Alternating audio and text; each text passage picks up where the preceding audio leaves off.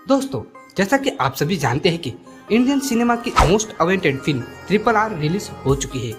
लोगों के बीच इस फिल्म की दीवानगी इतनी ज्यादा है कि रिलीज होने के एक हफ्ते में world wide box office revenue 700 crore के आंकड़े को पार कर चुका है और कमाई के मामले में ये फिल्म हर रोज एक नया रिकॉर्ड कायम कर चुका है। हालांकि 3 चीजें इस फिल्म को सबसे ज्यादा खास बनाती है। वो है SS राजामौली के डायरेक्शन, जबरदस्त स्टार कास्ट और फिल्म की लाजवाब स्टोरी, जो कि कहानी रियल लाइफ कैरेक्टर पर आधारित है। दरअसल में जूनियर NTR और रामचरण दोनों ने 2 रियल फ्रीडम फाइटर का किरदार निभाया है और आज हम इस वीडियो में RRR की रियल कैरेक्टर के बारे में ही बताने वाले हैं। तो फिर चलिए इस मजेदार वीडियो को हम शुरू करते हैं। तो दोस्तों, राइस रोहर रिवोल्ट यानी कि RRR फिल्म की कहानी 2 रियल कैरेक्टर अल्लूरी सीताराम राजू और कोमाराम भीम के बारे में है, जो कि अपने समय में फ्रीडम फाइटर है। अल्लूरी सीताराम राजू का किरदार रामचरण और कोमाराम भीम का किरदार जूनियर NTR ने निभाया है। तो फिर चलिए एक एक करके जानते हैं कि ये दोनों कौन थे और इनकी रियल स्टोरी क्या है। दोस्तों, अल्लूरी सीताराम राजू ब्रिटिश साम्राज्य के मद्रास से ताल्लुक रखते थे और इनकी यह कहानी 1882 से समय से शुरू होती है, जब ब्रिटिश राज ने मद्रास फॉरेस्ट एक्ट को लागू किया था। इस एक्ट के तहत वहाँ के लोकल आदिवासी लोगों को जंगल में जाने पर बैन लगा दिया गया था। दरअसल में ये आदिवासी लोग खेती करने के लिए जमीन का इस्तेमाल करने के लिए जंगल में आग लगा देते थे और खेती करने के ये ट्रेडिशन तरीकों पोंडू कहा जाता था। लेकिन जब यह जंगल ब्रिटिश गवर्नमेंट के हाथों में आए तो फिर उन्होंने कमर्शियल पर्पस के लिए इस्तेमाल करने लगे और जब अंग्रेजों को लगा कि आदिवासी लोग जंगलों को जलाकर उसका नुकसान कर रहे हैं, तो इसलिए आदिवासी को जंगल से दूर रखने के लिए 1882 में मद्रास फॉरेस्ट एक्ट पास करवा लिया। इसी एक्ट को पास होने के 15 साल बाद 4 जुलाई 1897 के दिन मद्रास प्रेसिडेंसी के मुगलू के गांव में अल्लूरी सीताराम राजू का जन्म हुआ। उनके पिता वेंकटराम राजू एक प्रोफेशनल फोटोग्राफर थे और माँ एक हाउसवाइफ थी। और अब ब्रिटिश गवर्नमेंट के द्वारा पास किए गए मद्रास फॉरेस्ट एक्ट की वजह से वहाँ के लोकल आदिवासी लोगों में गुस्सा तो था ही, लेकिन उस समय उनके हालात इतने ज्यादा खराब थे कि वह चाहकर भी कुछ नहीं कर पाते थे। सीताराम राजू अपने माता पिता से अंग्रेजों के जुल्म की इसी कहानी को सुनते हुए बड़े हुए थे और इसी के चलते उनके अंदर बहुत छोटी उम्र से अंग्रेजों के खिलाफ लड़ने की भावना पैदा हो गई थी।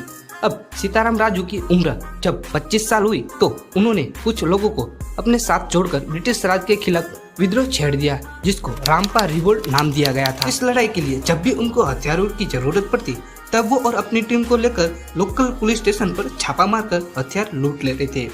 दरअसल में अंग्रेजों पर हमला करके उन्हें पूर्वी घाट से खदेड़ना चाहते थे और इस लड़ाई के दौरान सीताराम राजू ने बहुत सारे पुलिस स्टेशन पर छापे मारे थे और हर बार छापा मारने के बाद से वो पुलिस स्टेशन में एक लेटर छोड़ जाते थे, जिसमें कि लूटी हुई हथियारों का पूरा हिसाब किताब लिखा होता था।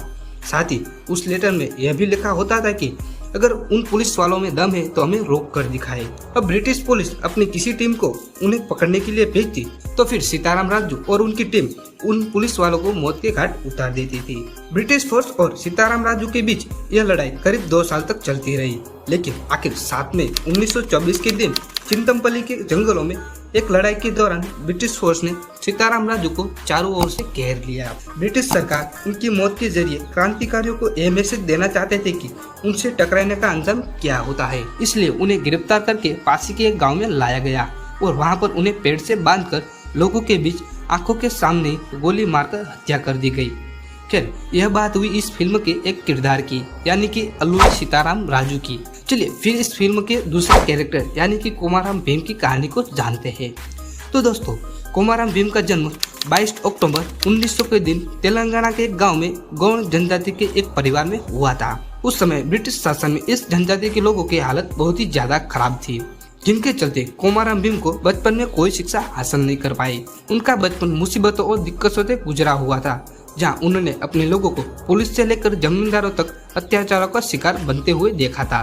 दरअसल में उनकी जनजाति के लोग जंगल में पोंडू खेती करने के लिए जो भी फसल उगाते थे वो हैदराबाद के निजाम लोग यह कर ले जाते थे कि जिस जमीन पर जो उन्होंने फसल उगाई है वो तो जमीन उनकी है ही नहीं। और इन अत्याचारों के खिलाफ भीम के पिता ने एक बार आवाज उठानी चाहिए तो उन ताकतवर लोगों ने उन्हें मौत के घाट उतार ही दिया। और दोस्तों कुछ ऐसे अक्टूबर 1920 में जब गांव के लोग जब अपनी फसल कटाई कर रहे थे, तब वहां पर निजाम के पट्टेदार सिट्टी साहब और पटवारी लक्ष्मण राव फसल लेने के लिए पहुंच गए। वे गौड़ जनजाति के लोगों के साथ गाली गाला और बदतमीजी से बात करने लगे, जिसकी वजह से देखते ही देखते ये पूरा मामला एक झगड़े में तब्दील हो गया। कोमाराम भीम के हाथों से सिट्टी साहब का मर्डर हो गया। उस समय भीम को अपनी जान बचाने के लिए वहां से भागना पड़ा।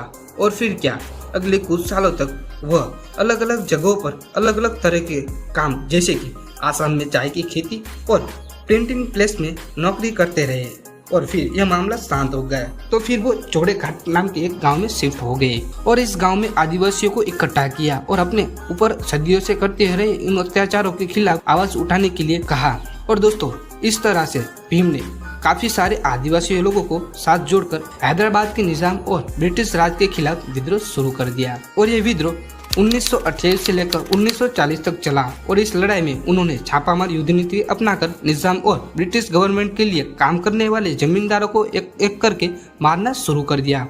अब निजाम को लगा कि इनकी लीडरशिप में यह विद्रोह और भी ज्यादा बढ़ सकता है, तो उसको नेगोशिएट करने के लिए भीम के सामने यह ऑफर रखा गया कि वो सभी किसानों और आदिवासियों को उन जमीनों का पट्टा वापस कर देगा और साथ ही खेती करने के लिए भीम को जमीन भी देगा। लेकिन भीम भी निजाम के साथ में कोई भी समझौता नहीं करना चाहता था और उसने इस लड़ाई को पहले की तरह जारी रखा। यह लड़ाई अगले 12 साल तक ऐसी ही चलती रही और अब भीम निजाम के लिए एक बहुत बड़ा सिरदर्द बन चुका था। इसलिए निजाम ने भीम से छुटकारा पाने के लिए करीब 300 सिपाहियों को चौड़े घाट भेजकर उनकी गोरिल्ला आर्मी पर हमला करवा दिया। और दोस्तों इस तरह से आखिरकार निजाम के इस सिपाही से लड़ते हुए भीम और उनके साथी सिपाही सितंबर 1940 में शहीद हो गए। तो यह थी अल्लूरी सीताराम राजू और कोमाराम भीम की फ्रीडम की रियल कहानी। लेकिन SS राजामौली ने RRR फिल्म में इस फ्रीडम फाइटर के रियल स्टोरी को नहीं दिखाया गया, बल्कि उन्होंने अपनी फिल्म के लिए सिर्फ कैरेक्टर का ही इस्तेमाल किया, जबकि फिल्म में तो कहानी दिखाई गई है वो पूरी तरह से बनाई गई है। दरअसल में SS राजामौली को अल्लूरी सीताराम राजू और कोमाराम भीम की पूरी कहानी पहले से ही पता थी और वो इन दोनों कैरेक्टर से काफी ज्यादा इम्प्रेस भी थे। साथ ही उन्होंने इस कैरेक्टर के बारे में थोड़ी गहराई से रिसर्च की तो फिर उन्हें इसमें काफी सारी सिमिलरिटी नजर आई। और दोस्तों अपने इंटरव्यू में SS राजामौली ने कहा था कि सीताराम राजू और कोमाराम भीम के फ्रीडम स्ट्रगल की विद्रोह की कहानी सब जानते हैं। जब वो दोनों कुछ सालों तक के लिए अपने घरों से दूर रहे तो फिर उन दौरान क्या हुआ उस बारे में कोई भी डिटेल या रिकॉर्ड किसी के पास नहीं है। अब ऐसे में SS राजामौली के दिमाग में एक ख्याल आया कि अगर इस पीरियड में इन दोनों की मुलाकात एक दूसरे हो जाती है तो क्या होता है, और बस अपनी इस कहानी की कल्पना को यह फिल्म बना डाली। और दोस्तों आज की वीडियो में बस इतना ही था। अगर आपको लगता है कि वीडियो अच्छी थी तो वीडियो को लाइक जरूर करना। वीडियो को पूरा देखने के लिए आपका दिल से धन्यवाद।